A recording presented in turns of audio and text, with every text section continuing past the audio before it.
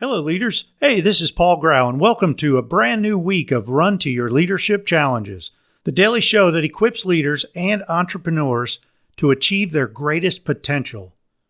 By the way, this show is sponsored by Current Leadership Coaching, and they help entrepreneurs excel as leaders so they can create super teams.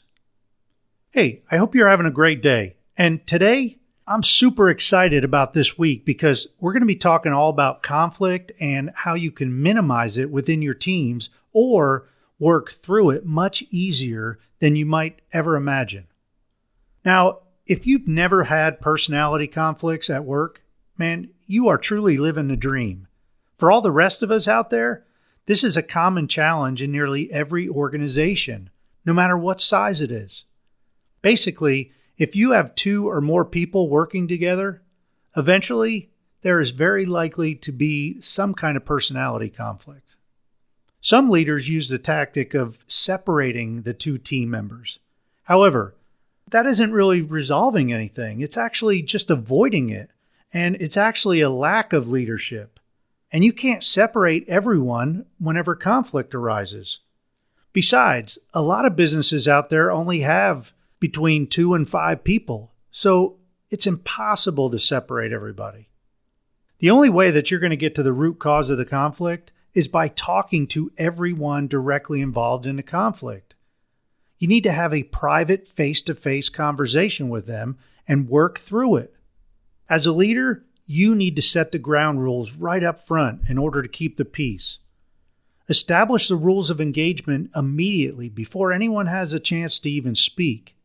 And I'd recommend that one of the rules that you make is that everyone respects each other. Another good rule to have is that nobody will talk over each other. And add whatever other rules that you think that you need to add. After all, this is your meeting, and you should establish the rules right up front. The cool thing about personality conflicts is they may be as simple as explaining how each of the team members best communicates, or how each team member listens, or how each team member's attention to detail is, or what their expectations are of each other. And there's so many other little things that are easy to work through. Over the years, the number one issue that I've seen with personality conflict is that the team members just don't understand each other. And they really don't understand their own shortcomings. So when you're working through the conflict, it's a perfect time to uncover blind spots and really dig deep. Now, I use a tool called the DISC assessment, and this breaks down how each person has a combination of 4 personality styles, and it goes much deeper than just personality.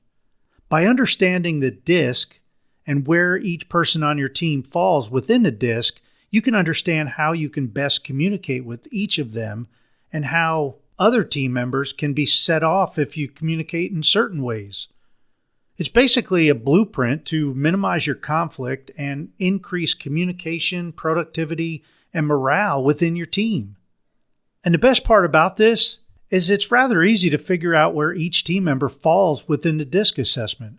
And once you know where they fall, man, the sky's the limit. You'll start to communicate with each other better than ever before. You'll have better meetings, and you'll basically just be able to see each other eye to eye and understand how to talk to each other.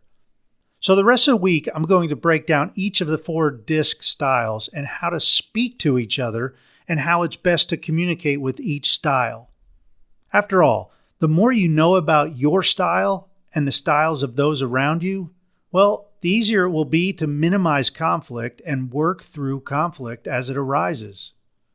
Hey, hope you enjoy the rest of your day, and be sure to listen to the rest of the week as we break down each of the 4 styles from the DISC assessment. And by the way, if you enjoy this show, please leave me a 5-star review on whatever platform you listen on. As always, thanks for listening, and until tomorrow, run to your challenges.